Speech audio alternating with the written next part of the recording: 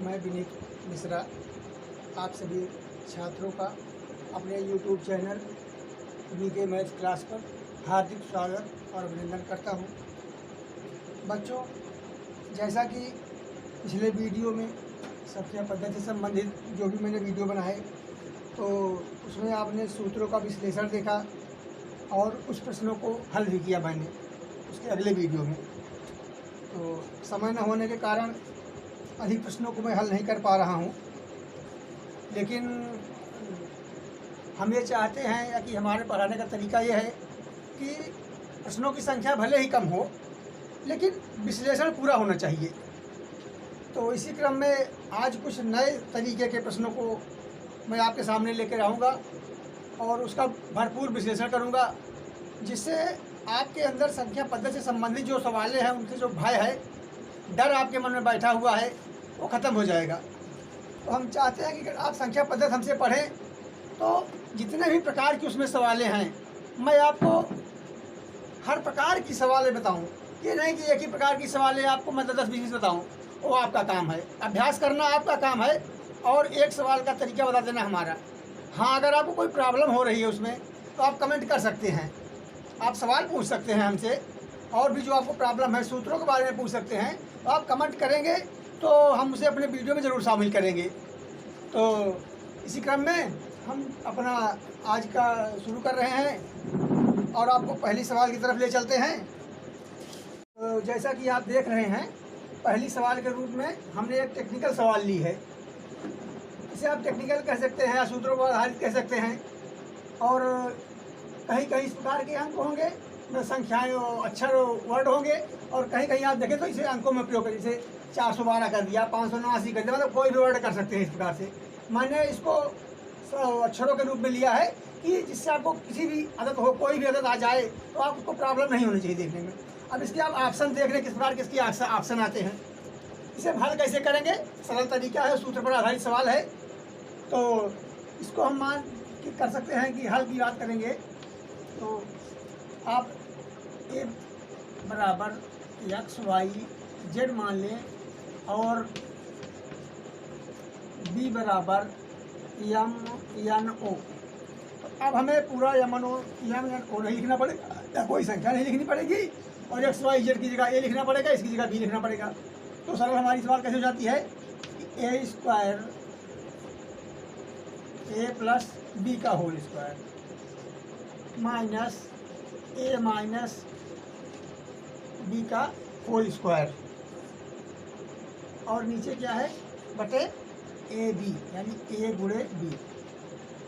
इतनी सवाल आपकी समझ में आ गई। तो आगे क्या होता है, अब इसको हम डेरिवेशन करेंगे, इसका भी डेरिवेशन, मतलब इसको स्प्रेड रूप में ले जाएंगे, फैलाएंगे इसको। तो थोड़ा सा जगह कम पड़ रही है, तो इतना आप समझ गए होंगे। आप इसको अपने नोट में उतार सकते हैं। तो हम आगे की सवाल हल करते हैं, कैसे हल करेंगे इसको आप देखेंगे।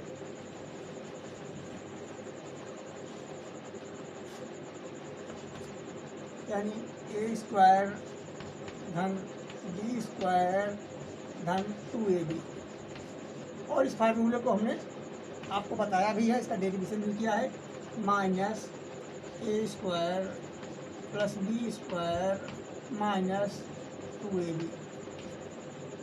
और नीचे क्या कर देंगे आप, A और B लिख देंगे, या A गुणे B कर दीजिए। इसको समझ में आ गई बात इतनी। अब आगे बढ़ते हैं। आगे जाएंगे तो क्या देखते हैं हम, इसको ब्रैकेट को हटाएंगे।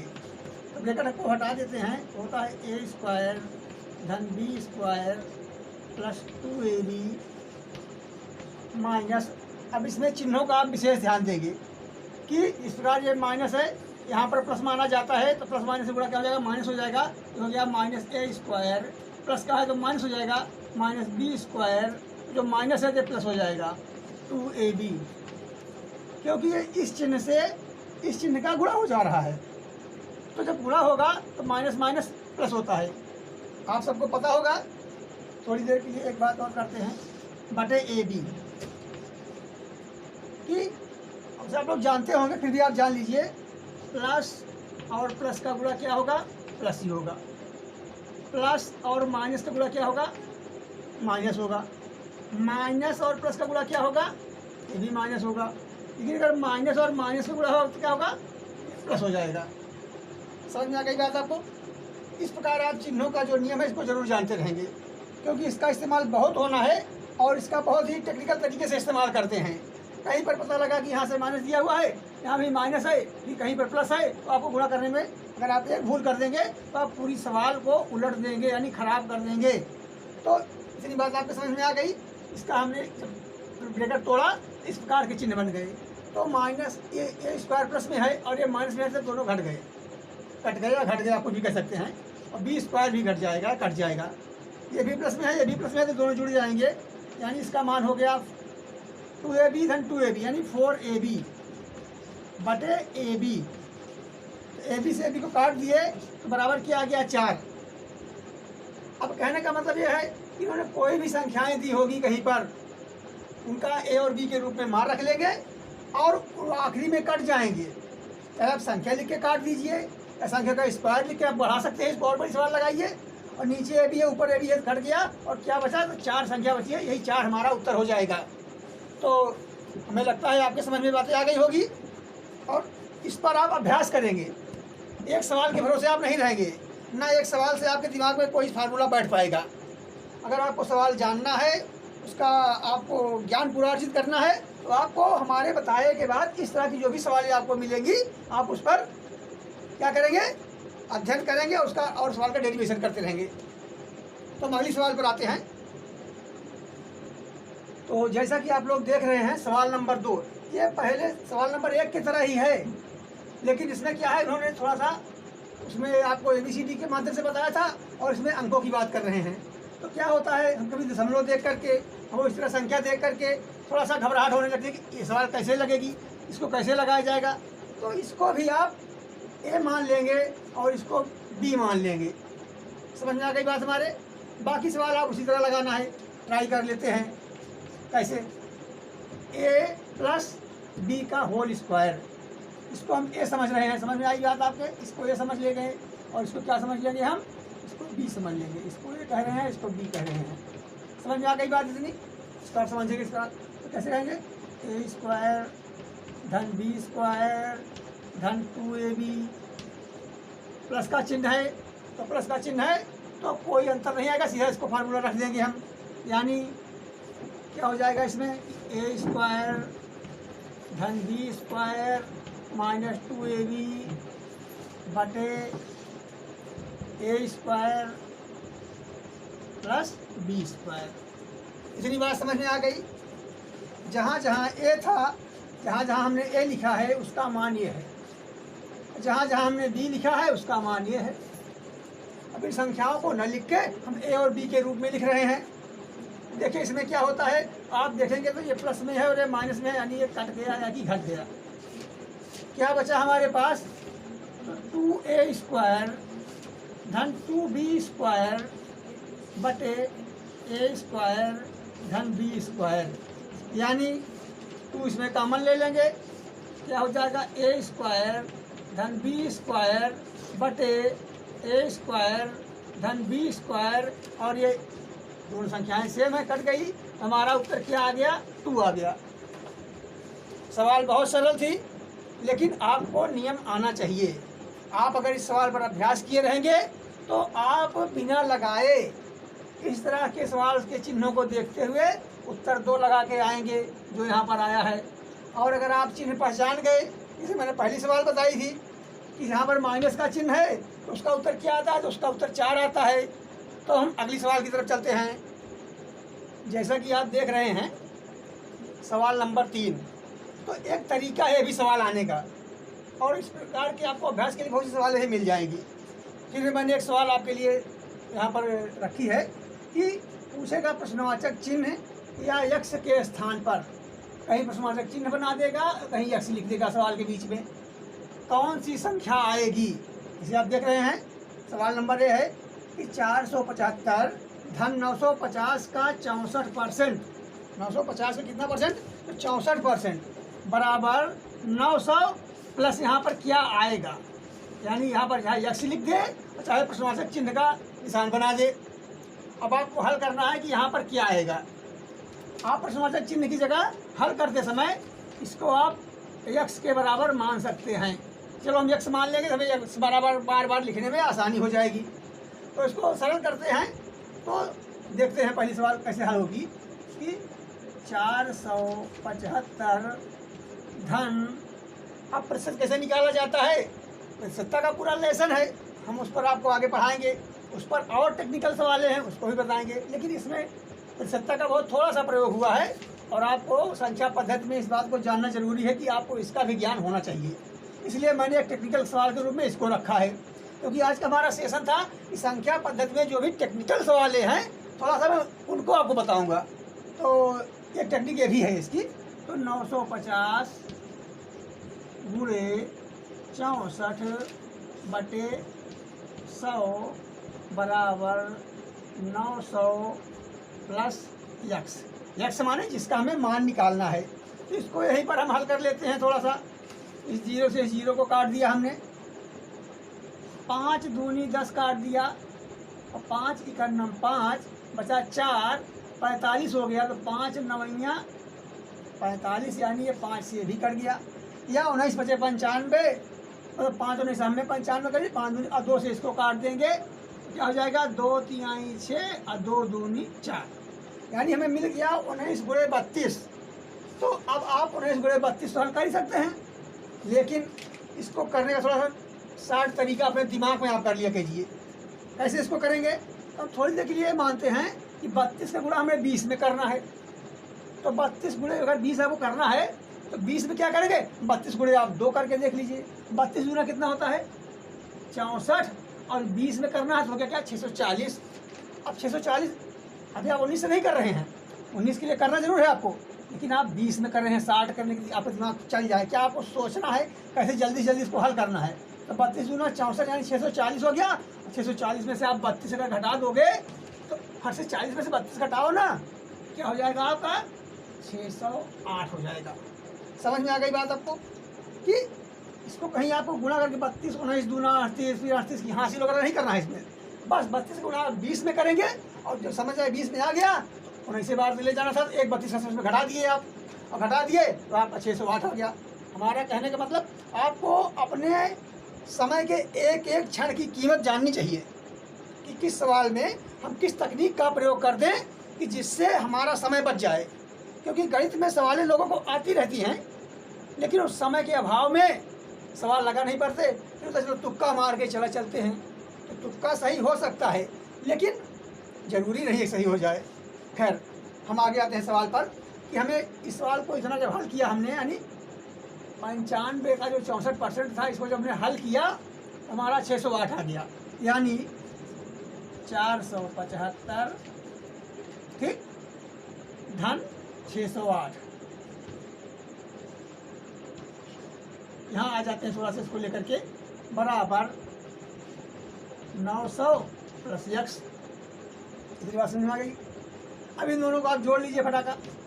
कैसे जोड़ेंगे, अब 600 जो है 400 है, 1000 का मामला पहले बन गया, और 75 में आप 8 और जोड़ दीजिए, 75 5 80 3 83, यानी 1083। जो गणित की मूल संक्रियाएं हैं, जोड़ घटाना गुणा और भाग, इस प्रकार की पूछ सकता है आपसे कि गणित की मूल संक्रियाएं कितनी हैं, या आपसे पूछ लेगा कि कौन कौन सी हैं। तो आपको इसको सवाल के रूप में भी जानना है, और वैसे तो आप जानते ही हैं। खैर, अब आप देख रहे हैं और उसे आप जोड़ देंगे तो क्या हो जाएगा, 8 और 5 जोड़ेंगे 13, 13 3 हासिल 1, 0 7 7 7 8 6 4 10, और ये जब 9 इधर आ जाएगा तो क्या कर देंगे -900 बराबर x।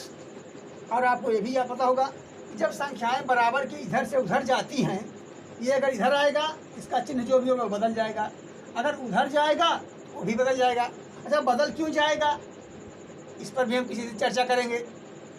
वैसे आपको सब पता होगा, लेकिन अगर नहीं पता होगा तो आप कमेंट कीजिएगा, तो एक दिन इस पर भी हम चर्चा कर देंगे, एक वीडियो बना देंगे कि किस प्रकार संख्याएं इधर से उधर जाती हैं तो उनका चिन्ह क्यों बदलता है, कैसे बदलता है, और क्या क्या परिवर्तन हो जाते हैं उसमें। खैर, अब आप देखेंगे 900 में इसमें घटाना है हमें, तो घटा देंगे तो 900 के बाद पूरा 100 बचता है, तो 100 वो बच गया, 83 वो बच गया, यानी 183 किसके बराबर है, यह x के बराबर, यानी यक्स का मान हमारा क्या आ गया, 183 आ गया।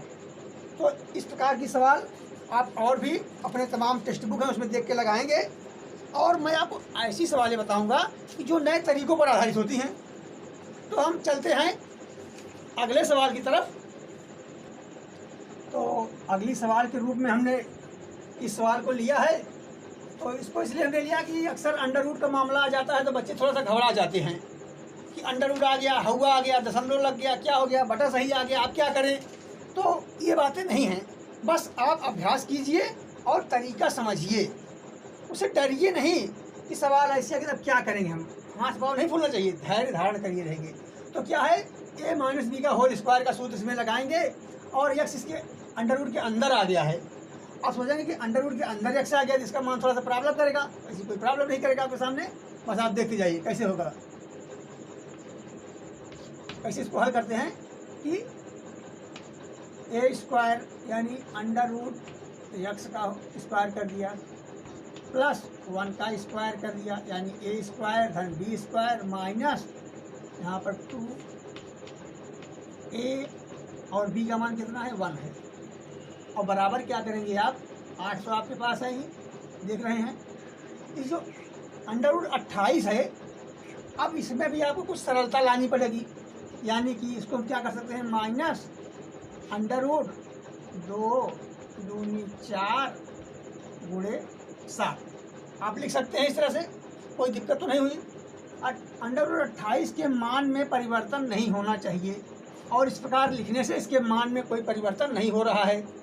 समझ में आ गई बात। चलिए आगे चलते हैं। तो अंडर रूट का स्क्वायर करेंगे तो यक्स हो जाएगा, 1 का 1 ही रहेगा, और माइनस 2 और अंडर रूट यक्स बराबर 8 यहाँ पर है ही, माइनस अब जब 2 का स्क्वायर कर देंगे तो जो स्क्वायर हो जाएगा अंडर रूट के बाहर आ जाता है, यानी हो गया 2 अंडर रूट 7। इतनी बात समझ में आ गई। अगर इसमें आपको कहीं से कुछ समझ में ना आया हो तो आप हमें कमेंट कर सकते हैं कि सर जी फला दिन की फला सवाल में हमें इस प्रकार प्रॉब्लम आ रही थी, तो उस सवाल पर हम पुनः डेरिवेशन कर देंगे। खैर अगर आपके समझ में आ गई हो तो कोई बातें नहीं, हम आगे बढ़ते हैं। अब हमें क्या करना है, यक्स को एक तरफ रखना है और जो बाकी संख्याएं हैं उनको उस तरफ भेज देना है। तो कैसे भेजेंगे, x minus 2 under root x बराबर, अब एक इधर जब जाएगा ये माइनस में चला गया, यानी 8 प्लस में है और ये प्लस में है, इधर जाके माइनस हो जाएगा। तो 8 में से 1 घटा दें, यानी हम लिख ही दें 8 माइनस 2 रूट 7, और ये प्लस वाला इधर जा रहा, क्या कर दिया है, -1 हो गया। समझ में आ गई बात आपको। अब माइनस हो गया तो इसी में से घटेगा अंडर रूट वाले में। तो अगर यहाँ पर एक अंडर रूट 7 होता तब इसमें घटा दे सकते थे आप, लेकिन यहाँ पर सीधे सीधे संख्याएं हैं। समझ में आ गई बात। तो इसको क्या कहेंगे, इधर भी यक्स है इधर भी अंडर रूट है, तो अंडर रूट यक्स जो है इसको आप इस तरह लिख सकते हैं, under root x into under root x, और दोनों का गुणा करेंगे तो यक्स आ जाएगा। अब ये अंडर रूट के क्या नियम है आपको पता होगा, हम समझ रहे हैं, लेकिन फिर भी मैं आपको स्पेशल इसका डेरिवेशन कर रहा हूँ कि आपको एक एक बात समझ में आ जाए हमारी, कि मैं अगर चाहूँ तो इसको इस तरह लिख सकता हूँ। समझ में आ गई बात है आपके। चलिए, यानी कि इस यक्स के अंदर 2 अंडर रूट यक्स छिपे हुए हैं, ये हमारे कहने का मतलब है। समझ में आ गई बात। आपको समझाने के लिए मैंने लिखा था। बाकी क्या करेंगे, एक अंडर रूट यक्स इसमें सब क्या किए, कॉमन ले लिए, तो क्या बचता है, इसमें बताया था मैंने कि 2 अंडर रूट घुस गए हैं, छुपे हुए हैं, तो एक तो बाहर हमने ले लिया, एक अंडर रूट यक्स इसके अंदर है, वो ले लिया, और -2 क्योंकि ये अंडर रूट यक्स एक ही था, ये इधर बाहर आ ही गया है। अगर इसका इसमें गुणा करेंगे यही रूप फिर हो जाएगा। यानी कि जो हमारी ये आदत है, हमने इस प्रकार लिखा जरूर, लेकिन इसके मान में कोई परिवर्तन नहीं हो रहा है। हम उसका रूप बदल रहे हैं लेकिन उसका मान नहीं बदल रहे हैं। मान वही रहना है, रूप बदल देना है, और रूप बदल के कैसे हमें अपना काम निकाल लेना है, यानी कि हमें सवाल का उत्तर निकाल लेना है। इधर देखते हैं, ये हो जाता है 8 में से 1 गए 7 माइनस 2 और अंडर रूट 7। अब जब यक्स के मामले में ये था, इसके अंदर अंडर रूट यक्स छिपा हुआ था, यही बात 7 को भी लिख सकते हैं, यानी हम कहीं का लिखा होगा 7, उसको हम बराबर करके लिख सकते हैं अंडर रूट 7 गुणे अंडर रूट 7। ये अंडर रूट का नियम होता है, इस पर हम कभी वर्गमूल के बारे में विस्तृत चर्चा करके आपको बताएंगे यहाँ किस पर, क्योंकि हम जो पाठ पढ़ा रहे हैं हम चाहते हैं उस पाठ में अगर आपको इस तरह सवाल मिलेंगी तो आप ऐसा ना उसको छोड़ के आगे बढ़ जाएं। इन एग्जामों में स्किप करने का कोई चांस नहीं होता है, इसको ध्यान रखिएगा आप। इसलिए आप स्किप ना करें, क्योंकि मोबाइल का चलाना है। वैसे हम कहेंगे कि आप उसको क्या कहते हैं इग्नोर, तो ये सब ना करेंगे, उसको आप ध्यान देंगे और एक एक बात को आप रटेंगे, पढ़ेंगे, दिमाग लगाएंगे तो आपको गणित में आनंद आने लगेगा। और अगर आप स्किप या इग्नोर करने लगेंगे आपको फिर आगे बातें कहेंगे, प्रयोग आएगा तब समझ में नहीं आएगा और आप छोड़ के आगे बढ़ जाएंगे। चलो देखा जाए क्या ये आएगी ही, अरे नहीं आएगी, सवाल तो आती ही है, 25 सवाल कुल आने हैं, तो कहाँ से आ जाएगी। जिस प्रकार आप सोचते हैं इसी प्रकार आपके जो टीचर बनाते हैं पेपर ना, वो भी सोचते हैं कि आपने किसको स्किप किया होगा, किसको इग्नोर किया होगा। तो खैर ज़्यादा बातें नहीं करते हैं, आगे बढ़ते हैं। तो इसमें क्या करेंगे, 7 - 2 √7 है ना, इधर अंडर हमने लिया था, तो इधर फिर क्या करते हैं, इसमें भी मतलब हम ये √7 कामन ले लेते हैं। अब समझ गए आप ना कि तो √7 कामन ले लिए, यहाँ पर क्या हो गया था समझ रहे हैं, ये 7 हो गया था, तो एक अंडर इसके अंदर वाला बचा हुआ है वो ले लिए और -2 हो गया, क्योंकि √7 यह वाला बाहर आ गया और जो 7 बन गया था घटाने के बाद उसका एक यहाँ, यानी अगर इसको हम फिर से गुणा कर दें यही रूप हो जाएगा, यानी 8 - 1 यानी 7 - 2 √7 हो जाएगा। समझ में आ गई बात। अब देखिए अब यक्स का मान कैसे निकालें, क्या समझे। अब ध्यान दीजिए, जहाँ जहाँ यक्स है वहाँ वहाँ 7 है, यक्स इधर भी है, 7 इधर है, यहाँ x में 2 घटा हुआ है, यहाँ 7 में 2 घटा हुआ, यानी कि यक्स के मान का मतलब हुआ कि 7। समझ आ गई बात। तो आप इस सवाल को ध्यान दीजिएगा, जहाँ आपको √x लिखा है यहाँ पर आप x का मान क्या लिख सकते हैं, इसको आप 7 लिख सकते हैं, यानी कि आपका उत्तर क्या हो गया, 7 इसमें आएगा। समझ में आ गई बात। आप इस पर अभ्यास करेंगे तो आपको बहुत सरल सवाल लगेगी और आपको अच्छा लगने लगेगा, क्योंकि आप हमारी बात भूले नहीं होंगे कि गणित लगती है लगाई नहीं जाती है, और जब गणित लगती है तो फिर न नींद लगती है, न प्यास लगती है, न भूख लगती है, सिर्फ और सिर्फ गणित लगती है। तो हम अगली सवाल की ओर चलते हैं। तो जैसा कि बच्चों देख रहे हैं, संख्या पद्धति में जो अगली सवाल हमने लिया है ये भी एक नई तरह की सवाल है और आपसे इस तरह की सवाल ही पूछी जा सकती है। अगर आप इस सवाल से परिचित नहीं होंगे तो बिल्कुल आपके पल्ले नहीं पड़ने वाली है कि क्या किया है, क्या करना है, आप कैसे इसमें हम ए का मान निकालें, कैसे बी का मान निकालें। और एक बात और, कभी कभी क्या करेगा, ए का मान पूछेगा, कभी बी का मान पूछेगा, कभी ए गुणे बी का मान पूछ लेगा आपसे, तो कभी ए भागे बी का मान पूछ लेगा आपसे। ये सवाल लगाने के तरीके हैं, लेकिन उसे पूछने के तरीके हैं। लेकिन मैं आपको एक तरीका बता दे रहा हूँ, आपके लिए सवाल एकदम सरल हो जाएगी। सरल कैसे, जैसे आप कुछ खाते हैं फास्ट फूड की तरह समझ लीजिए, जो आपको अच्छा भी लगता है लेकिन नुकसान करता है, लेकिन इसमें क्या होगा, आपको फ़ायदा ही फ़ायदा होना है। तो हम सीधे सवाल पे आते हैं, कैसे इसको हल करेंगे। हमें ए का मान चाहिए और ये दोनों क्या हैं, धन पूर्णांक हैं। धन पूर्णांक माने संख्या है कि जो धनात्मक है, जैसे 1 2 3 4 जो संख्या धन पूर्णांक संख्याएँ होती हैं जो किसी से करती है, मैं तो उस पर आगे बातें कर रही। चलो आज इस पर सवाल पे आते हैं। तो a² हल यहाँ लिख लेते हैं, इससे समझ सकें। a² - b² बराबर 19। तो हम अगर 19 को 19 गुणे 1 लिख दिए तो कोई प्रॉब्लम हो गई क्या, 19 के मान में कोई परिवर्तन हुआ क्या, नहीं परिवर्तन हुआ।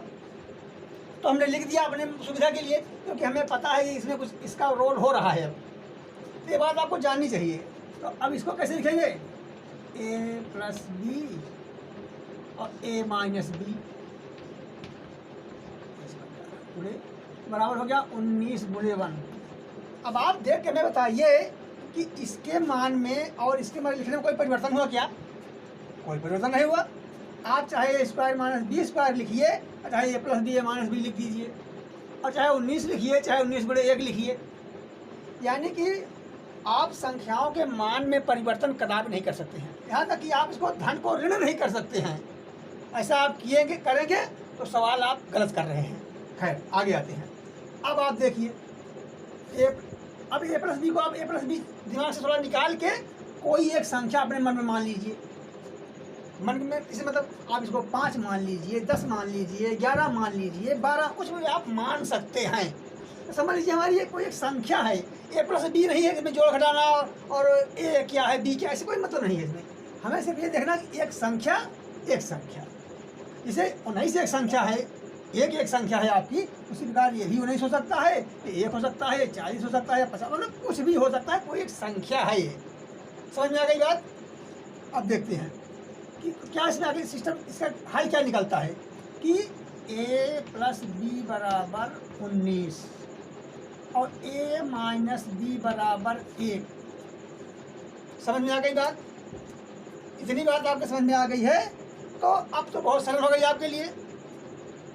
आप इसको समीकरण नंबर 1 मान सकते हैं, इसको समीकरण नंबर 2 मान लेंगे, और चाहे इसको आप जोड़ दीजिए, चाहे इसको घटा दीजिए, चाहे ए का मान आएगा चाहे बी का मान आएगा, सब निकाल ही लेंगे। खैर देखते हैं कैसे हम दोनों को जोड़ते हैं, यानी कि समीकरण 1 और 2 को जोड़ने पर जब इन दोनों को हम जोड़ देंगे, ए प्लस में है ये भी प्लस में है, यानी हो गया क्या हमारा 2a। इसको जोड़ के हमारा यहाँ 2a हो गया। अब उसको हम वहाँ लिख रहे हैं जिसे आपको दिखाई दे, और ये माइनस में है प्लस में, जब जोड़ देंगे क्या होगा, दोनों एक दूसरे को कट गए या घट गए, यानी खत्म हो गए। तो 2a बराबर 20। अब तो और सरल हो गई सवाल। तो a बराबर क्या आ गया भैया आपका 10। इतनी बात समझ में आ गई। जब a बराबर 10 आ गया, a बराबर 10 हो गया, आपको बात पता है अगर a बराबर 10 हो गया तो b बराबर क्या होगा, यही a का मान इधर ले चले जाएंगे, यानी b बराबर 19 माइनस 10, तो b बराबर क्या आ गया 9। समझ में आ गई बात आपको? हाँ, फिर इस सवाल पर भी वही बात कहेंगे कि अगर आपको न समझ में आए, कहीं से भी कोई डाउट हो, तो आप हमें कमेंट कर सकते हैं, तो मैं आपको पुनः विस्तृत डेरिवेशन कर दूंगा फिर उसका। कि फिर आप अगर सो रहे होंगे लेकिन आपको सवाल भूलेगी नहीं। चलिए हम नए तरीके से नए सवाल पर फिर चलते हैं आगे। तो हम अगली सवाल में आते हैं। अगले तरीके से सवाल है, अब आप इसे देखिए पहले एक बार, और अपने कागज़ और पेन लेके जरूर बैठिए, इसको आप नोट कर लीजिए। तो क्या है सवाल कि यदि 4 की घाते a बराबर 5, 5 की घाते b बराबर 6, 6 के घात c बराबर 7 और 7 की घात d बराबर 8 है, तब ABCD या a गुणे b गुणे c गुणे d बराबर क्या होगा। अब आप सोचिए कि अब 4 की घात a बराबर 5, 5 की घाते b बराबर 6, 6 की घाते c बराबर 7, 7 की घाते d बराबर 8, तब ABCD बराबर। अब न 4 पूछ रहा है न 5 पूछ रहा है, आपसे घात को लड़ा रहा है कि आप चलिए घातों के मान निकालिए और गुणा करके हमें बता दीजिए। ये संख्या पद्धति की सवाल है, तो संख्या पद्धति की सवाल है तो मैं आपको किसी सवाल को स्किप नहीं करने दूंगा। मैं ढूंढ के ला के चुन के आपके सवाल लाऊंगा कि आपको जितनी सवालें बताऊं उतनी तरह की सवालें बताऊं। तो आते हैं सवाल पर फिर से कि ये सवाल किस प्रकार से हल होगा। जो आपको और सवालें मिलेंगी, संख्याएं बदल जाएंगी लेकिन सिस्टम उनका यही रहेगा। अब कैसे इसको हल करेंगे, तो इसी सवाल से ही उसका हल निकलेगा और सवाल से ही सवाल बनती है। तो इसी सवाल से शुरू करते हैं। 8 बराबर इन्होंने क्या दिया है, अब देखिएगा इस बार सवाल को थोड़ा सा दिमाग लगाना पड़ेगा आपको, और आप नोट करते चलिएगा। तो आप एक आध दो बार देखेंगे और कहीं फंसेंगे फिर उसमें से लगा लेंगे, देखिए तो आपके दिमाग में बात बैठ जाएगी। देखते हैं कैसे। पहले उन्होंने क्या शुरू किया है मामला कि 8 बराबर उन्होंने दिया, हमने अपने मन से कुछ नहीं लगा रहे हैं, सवाल में ही सवाल का हल निकाला जाता है। क्या कहते हैं कि 7 की घाते d, ये सवाल में दिया हुआ है, हम लोग अपने मन से कुछ नहीं कर रहे हैं। अब हमें 7 का मामला, 7 कहाँ है, तो 7 का मान क्या है 6 की घाते c, यानी जहाँ पर 7 है वहाँ पर हम लिख दे रहे हैं 6 की घाते c, और जो 7 की घाते d तो थी ही पहले ही, तो अब लिखेंगे ही। समझ में आ गई बात? हमने इस 7 के मान में कोई परिवर्तन नहीं किया है, 8 का मान उन्होंने दिया था, हमने वही लिख दिया, देख रहे हैं आप।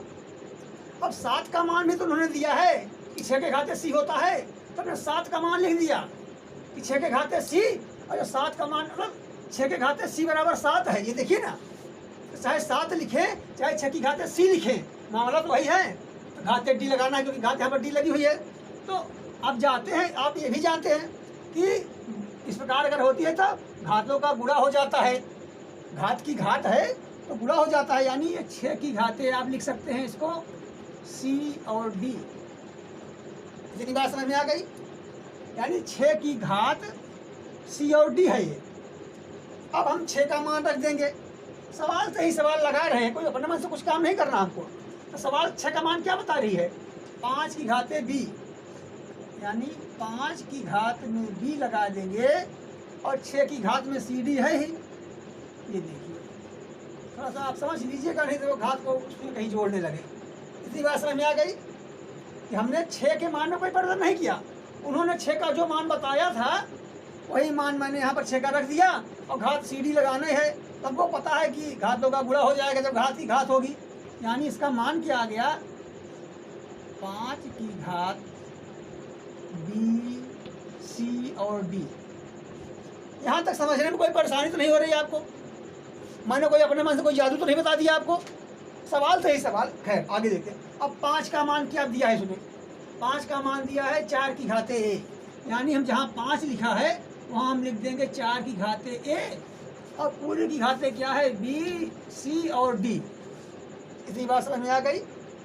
अब देखते हैं इसका मान क्या हो गया पूरे का, यानी यहाँ आते हैं थोड़ा सा नीचे, इसको आप नोट करते चलिए क्योंकि हमें इसको मिटाना पड़ेगा ही सवाल के लिए, लेकिन आप नोट कर लीजिए, अच्छा रहेगा आपके लिए। तो इसका मान क्या हो रहा है, 4 की घाते a b c d, और बराबर क्या था, कहाँ शुरू किया था आपने, ये किया था, यानी बराबर 8,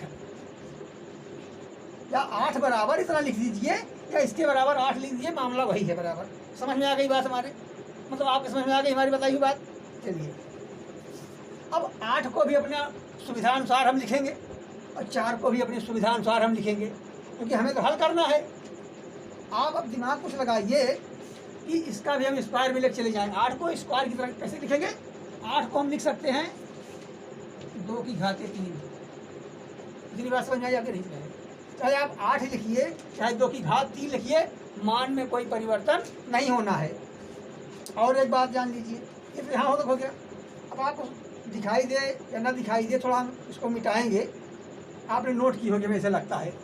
चलिए हम इसको मिटा देते हैं।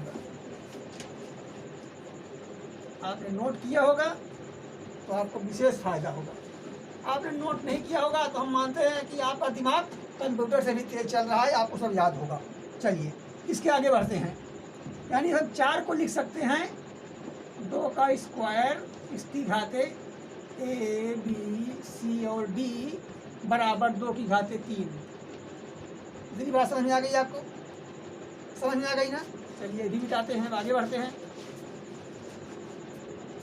अब आगे जो आएगी हमारे सवाल में, फिर वही घात में घात का गुणा हो जाता है, यानी इसका मान हो गया 2 की घाते 2 a b c d बराबर 2 की घाते 3।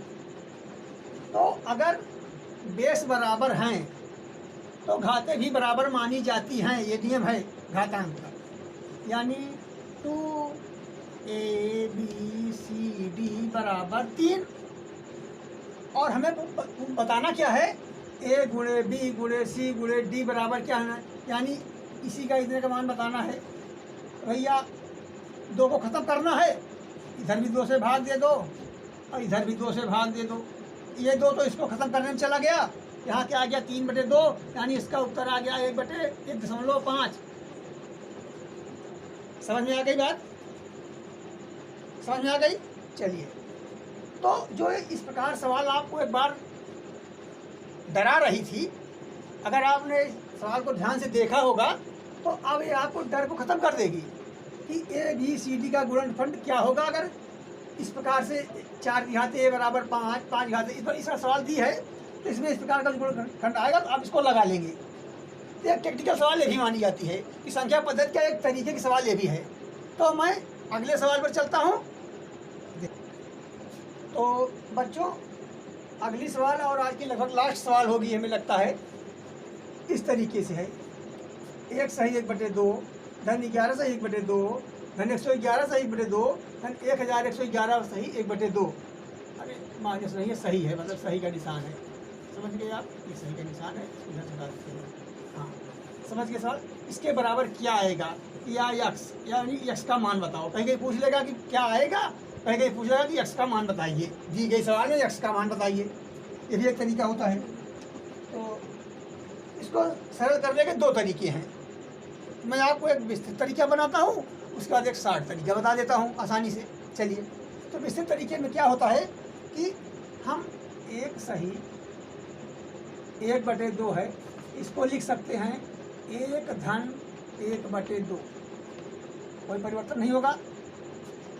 ऐसे लिख देंगे फिर कोई परिवर्तन नहीं होगा। यानी हल कैसे करेंगे, दोनों का लघुत्तम क्या ले लिया हमने, 2 ले लिया। 1 दूना 2 धन 1 बराबर 3/2। 2 से जब उसको बटा से भी लिखेंगे, 2 × 2 2 × 3/2। यानी चाहे हमको इसको 1 सही 1/2 लिखें, चाहे 1 धन 1/2 लिख दें, कोई परिवर्तन नहीं होगा। एक ट्राई और करते हैं। अगली अदर पे क्या हो सकता है, यानी कि 11 सही 1/2 को हम कैसे लिख सकते हैं, 11 धन 1/2, यानी इसका बटा भी 1 कर देंगे। उसी प्रकार इसका भी लघुत्तम 2 ले लेंगे, लघुत्तम लेंगे 2 आएगा। 1 दूना 2 यानी हो गया 22 धन 1 बराबर 23/2। और 2 से भाग देंगे तो 11 सही 1/2, ये भी आ गया। यानी हमने जो भी बीच में ये डेरिवेशन किया अपने मतलब के लिए, जानकारी के लिए, या आपको बताने के लिए, सवाल हल करने के लिए, तो हमने इसके मान में कोई परिवर्तन नहीं किया। इस बात को समझिए। तो अब हमें पता हो गया कि 1/2 को हम लिख सकते हैं, 1 सही 1/2 को लिख सकते हैं 1 धन 1/2। 11 सही 1/2 को 11 धन 1/2 लिख सकते हैं। तो थोड़ा सा इसको मिटाते हैं क्योंकि सवाल बड़ी नहीं हो जाए, आपको दिक्कत ना हो समझने में, और आप इसे अपनी नोटबुक में उतार लिए होंगे, हमें ऐसा लगता है। चलिए खैर, तो अब इसको कैसे लिखेंगे हम, देखिए 1 धन 1/2 धन 11 धन 1/2 धन 111 धन 1/2 धन 1/2। इतनी बात आप समझ आए। और इसको हमने कैसे लिखा, चाहे इसको बटे 1 कर दें, चाहे 1 रहने दें। समझ में आ गई बात? चाहे इसको बटा करें चाहे ना करें, मतलब वही है इसका। समझ में आ गई बात? इसके मान में कोई परिवर्तन नहीं हो रहा है। तो इसको हम 1 मानते हैं, इसको 1/2 मानते हैं, इसको 11 मानते हैं। चलिए आगे बढ़ते हैं। यानी हमारी सवाल क्या आ गई, 1 धन 11 धन 111 धन 1111, और चिन्ह पूरा नहीं होगा, यहाँ पर धन ही होगा। तो इसको आप जोड़ देंगे, 1/2 1/2 सबका लघुत्तम कितना हो गया, 2 2 × 2 बने 4 1 हो रहे हैं, यानी 4/2 हो गया। काट देंगे इसको, यानी 2 दूनी 4। समझ में आ गई बात? अब इसको जोड़ लेते हैं। तो पहले चारों एक जुड़ जाएंगे, ये वाला ये वाला ये वाला, यानी हो गया यहाँ पर 4, फिर हो गया 3, फिर हो गया 2, फिर हो गया 1, और प्लस क्या है 2 है। यानी इसका मान कितना हो गया, 1236। जो सवाल आपको भय व्याप्त कर रही थी कि ये बटा सही, ये बटा सही, ये आगे क्या होगा क्या नहीं होगा, इसको आप इस तरीके से लगा सकते हैं। अब इसका थोड़ा शार्ट तरीका आप देख लीजिए कि आप सवाल देखते ही कैसे लगा देंगे, क्योंकि अगर एग्जाम में आएगी, अब इतना बड़ा आप डेरिवेशन कर लगेंगे 2 पन्ने का, तो आपका समय तो बचेगा नहीं। चलिए थोड़ा समय बचाने की बात करते हैं। इसका मान समझते हैं क्या होगा, इसका मान है 1.5, यानी चाहे 1 सही 1/2 लिखें, चाहे इसको कहते हैं 1.5। समझ में आ गई बात? चलिए, ये क्या है, 11.5 है, यानी 11.5 है। समझ में आ गई बात? 111 और आधा है, मतलब तो 111.5 इसको भी लिख सकते हैं, और आगे वाले को आप खुद ही लिख लेंगे 0.5। समझ में आ गई बात। अब इसको जोड़ो सीधा, 5 चौक 20 की 0 हासिल 2, 4 2 6, 3 2 1, दशमलव लगा दिया यहाँ पर, आपका उत्तर आ गया 1236। समझ में आ गई बात आपके। तो ये सवाल लगाने के तरीके हैं, सरल विधि है, छोटी विधि है, विस्तृत विधि है, बेसिक विधि है, तमाम बातें होती हैं। तो बच्चों आज समय समाप्त होता है और जो हमने टेक्निकल सवाल आपके लिए छाटी थी, लगभग 7 सवाल आज हमने आपको बताया। तो 7 सवालों को आप सिर्फ 7 सवाल मत समझिएगा, आप 7 सवालों से अगर 5-5 सवाल लगाएंगे उस तरीके पर तो आप 35 सवाल हल कर सकते हैं। लेकिन गणित तो ऐसा नशा होता है कि आपको जब आने लगेगी सवाल ना, तो आप गणित छोड़ के जाएंगे नहीं कहीं, आप लगाते ही जाएंगे। तो हमें तो ऐसा लगता है कि आप जितनी सवाल इस टाइप का आपको मिलेगी, आप एक को छोड़ेंगे ही नहीं। और जितने हमें 7 तरीके बताए हैं, तो आप 7 तरीकों, अब पिछली बार हमने 5 तरीके आपको बताए थे, तो 5 में लगभग सूत्र वाली बात है, 1-2 वाली सूत्र में चली गई थी, बाकी लगभग 4-5 तरीका उसमें था, 7-12 तरीके के सवाल आपको मैंने बता चुका हूँ। अब अगर आप इसको लगाएंगे तो आपको बहुत अच्छा लगेगा। और संख्या पद्धति में जो और भी सवालें हैं, मैं उनको छांटूंगा, देखूंगा और चुनूंगा आपके लिए कि किस प्रकार से आपको चुन के हर तरीके की आपको सवाल मैं बताऊं। तो अपनी बात में यहीं पर समाप्त करता हूं और परमपिता परमात्मा वासुदेव श्री कृष्ण से प्रार्थना करूंगा कि सभी बच्चे खुश रहें, मुस्कुराते रहें, स्वस्थ रहें और अच्छे नंबरों से पास होते रहें। और मैं कहना चाहूँगा कि अगर आपको मेरा चैनल, जिसे लोग कहते हैं कि अच्छा लगे और आपको पसंद आए, तो वही बात मैं भी कहूँगा, क्योंकि चैनल पे हूँ तो थोड़ा सा अगर कम लोग रहते हैं तो अच्छा नहीं लगता है। और तो आप इसको लाइक, सब्सक्राइब और शेयर कर देंगे, इससे और लोग को भी लाभ हो सके, क्योंकि ज्ञान वो चीज़ है कि बांटने से कम नहीं होता है। और अगर आप इसको रखे रहेंगे तो कम हो जाएगा, लेकिन अगर बांटेंगे तो ज़रूर बढ़ जाएगा। और एक बात और कहेंगे कि आप देख रहे होंगे हमारे चैनल पे आपको ओम का निशान दिखा रहा है, तो ओम के बारे में एक लाइन कहूँगा कि संपूर्ण संसार की शक्ति का केंद्र अगर कुछ है तो ओम है। इस पर मैं पूरा आपको और ज़्यादा भाषण या समझ लीजिए विस्तृत चर्चा कर सकता हूँ, लेकिन करूँगा नहीं। बस आपको बताना चाहूँगा कि ओम क्या है। ओम ऊर्जा का अक्षय स्रोत है, अपार ऊर्जा का भंडार है। तो इसे आप किसी धर्म और मजहब से नहीं जोड़ेंगे, मैं आपको जो बता रहा हूँ कि बस ओम ओम है। तो आप इस पर कुछ बच्चों ने टिप्पणी की थी, इसलिए मैं आपको बता रहा हूँ कि ओम मैंने क्यों लिखा है। तो ओम ऊर्जा का भंडार है, ऊर्जा का स्रोत है, इसलिए आप इस पर टिप्पणी न कीजिए, आप अपनी पढ़ाई पर ध्यान दीजिए।